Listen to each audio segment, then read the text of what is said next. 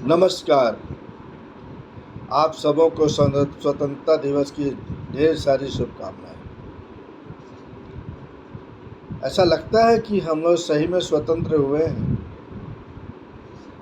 ये बस सिर्फ ढांचागत स्वतंत्रता हम लोगों को मिली है, सिर्फ ढांचा बन के रह गए हैं हम लोग।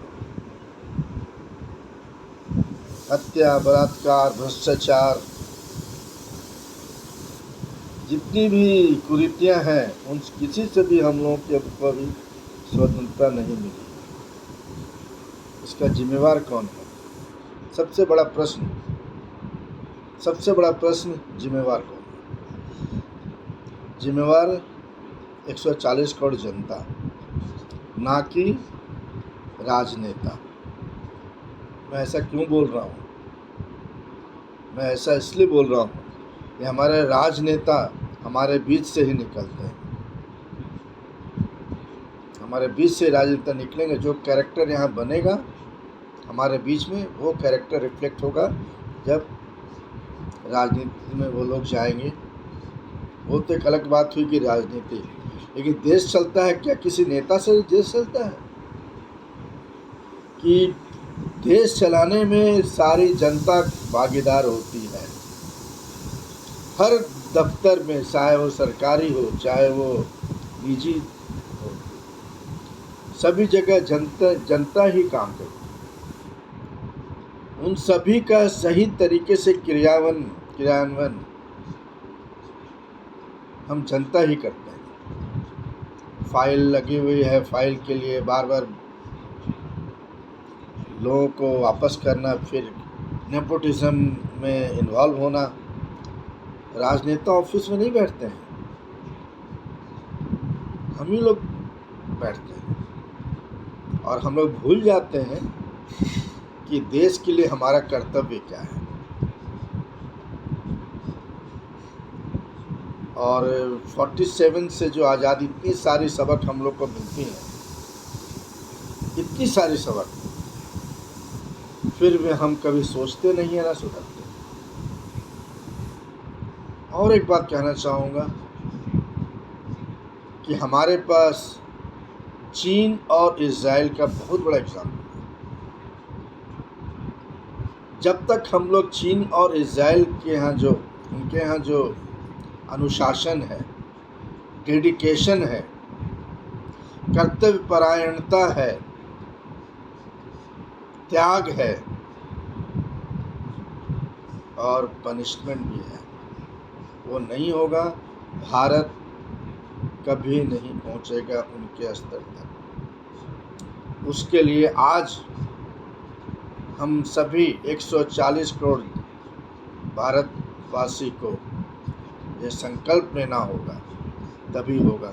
क्योंकि मुझे तो बहुत ये डिफ़िकल्ट टास्क लगता है। लोगों की मेंटेलिटी जो है आज की, कि लेग पुल करके, लात मार करके वहाँ बैठ जाना। कितने लोग कहीं भी कतार में लगते हैं, कुछ लोग आगे आ जाते हैं, चुपचाप बैठे रहते हैं, कुछ नहीं बोलते हैं, खड़े रहते हैं। या जो काउंटर में लोग बैठे रहते हैं, कितने इस बात को फॉलो करते हैं हर जगह।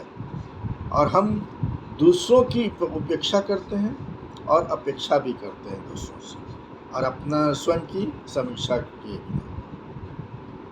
अपने लिए बहुत बड़ा वकील, दूसरों के लिए बहुत बड़ा जज। ये हमारी मानसिकता है हमारे देश की, सदियों से, सालों से। इतिहास अगर पीछे पढ़कर हम देखें, क्या हुआ पृथ्वीराज चौहान के साथ, क्या हुआ राणा प्रताप के साथ। अपने ही लोग थे ना जिन्होंने पीठ में छुरा भोंका। मुगल और ब्रिटिश आकर फिर राज किए, क्या हुआ? और उसी बात को दोहराया जा रहा है। निर्भया कांड हुआ, फिर अभी बंगाल में कांड हुआ, सेम कांड, मोरलेस। हम सबक नहीं लेते हैं, चुपचाप बैठे रहते हैं। हर आदमी अपना रोटी सेकने में लगा हुआ है। हमारे देश का यही हकीकत है आज की हकीकत। और हम लोग राजनेताओं को गाली देते हैं। गाली देने से नहीं चलेगा मेरे बंधु।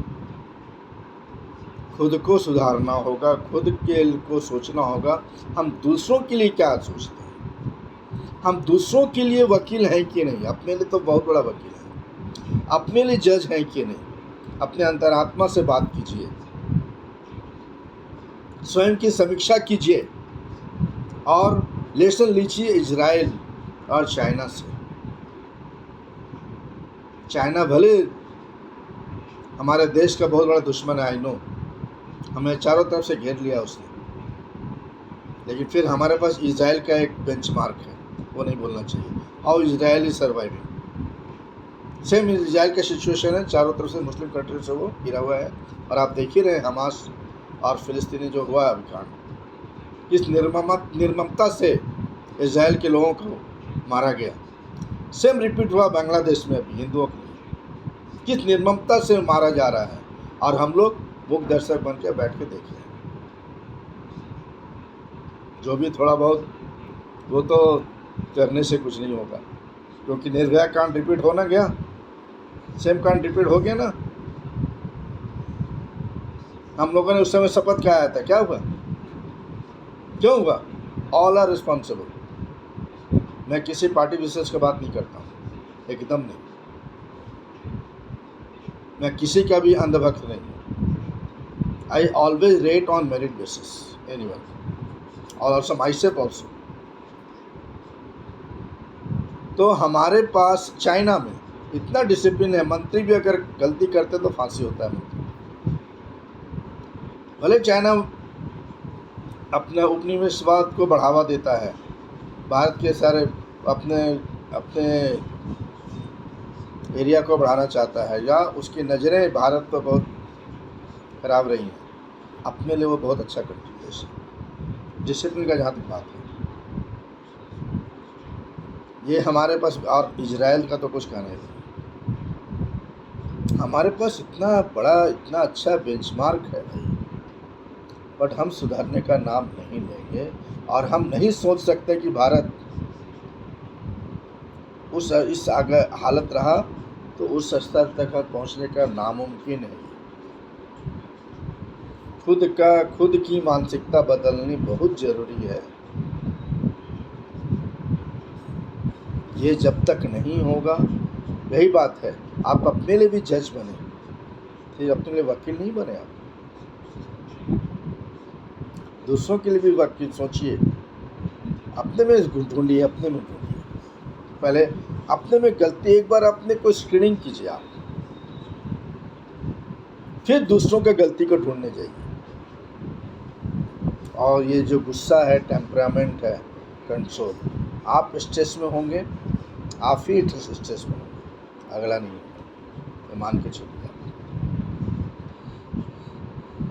It will hamper your life, it will hamper countries life. Unnecessary का आप, अगर गलतियां होती हैं, मनुष्य गलतियां होती हैं, जो काम करेगा उसी से गलती होगा, जो काम नहीं करेगा उससे गलती नहीं होगा। ये बहुत बड़ी बात है। तो काम जो कर रहा है तो गलती हो रही है, तो मिल बैठ के उसको सुलझाने की ज़रूरत है, in a very very positive way, मिल बैठ के, ना कि आप जहाँ हैं वहीं स्टार्ट हो गए चुगली, शिकायत, बैक बैटिंग। ये नहीं है, इससे नहीं होगा, नहीं बड़े देश नहीं, विकसित देश नहीं बनेगा। बन कर वही क्या होगा, मार काट होगा तो क्या फ़ायदा है। पीस और हारमनी जब तक नहीं होगा, एक दूसरे के प्रति नफरत नहीं हटेगा, तो हम आगे नहीं बढ़ सकते हैं, पीछे ही चले जाएंगे। तो सर विदित है, हम देख रहे हैं क्या हो रहा है, देख ही रहे हैं। वन नेशन वन थिंकिंग होना चाहिए। देश से बढ़कर मंदिर मस्जिद नहीं है, गुरुद्वारा नहीं है। देश की रक्षा के लिए अगर आर्मी को मंदिर में जाना पड़े, मस्जिद में जाना पड़े, गुरुद्वारा में जाना पड़े, गिरजाघर में जाना पड़े, उनको जाना लाजमी है। हम उस समय बखेड़ा अगर करते हैं तो हम देश के लिए नहीं हैं। भारत माता से बढ़कर कोई देवी देवता नहीं है, ये जान लीजिए आप। और एकता में ही बल है, ये तो सही है, कोई पुरानी बात है, रिपीट ज़्यादा करने कैसे होता है। तो भाइयों बंधुओं, सिर्फ झंडा फहराने से नहीं होगा, शपथ लेना होगा हम लोग को आज से। कम से कम हम एक एक छोटे छोटे फूल माला में गुथे ना आज से। दूसरों के बारे में सोचना बंद करें, उनकी बुराइयों को, अपनी बुराइयों को पहले ढूंढें। वो ये जब जिस दिन बंद हो जाएगा, हर लोग अगर सोचने लगेंगे, हमारा देश बहुत आगे चल जाएगा। ना चाइना ना अमेरिका, किसी का भी हिम्मत नहीं कि हमारे ऊपर नज़र उठा के वो देखें। और कभी कभी offensive policy is the best defensive policy भी होता है। आपको रिएक्शन करना होगा। जो इजराइल को आप देख सकते हैं, अगर इजराइल अगर रिएक्शन नहीं करता तो क्या हाल होता है इजराइल का? आज क्या होता अगर इजराइल रिएक्शन नहीं देता? तो इट इज़ नेसेसरी, बहुत ज़रूरी है ऑफेंसिव होना, कभी कभी डिफेंस करने के लिए। आप बैकफुट पर आएंगे, you will be finished. Okay, thank you. Let's hope for the best. एक बार और आप लोगों को स्वतंत्रता दिवस की शुभकामनाएं। स्वस्थ रहें, खुश रहें, एंड एंजॉय योर लाइफ।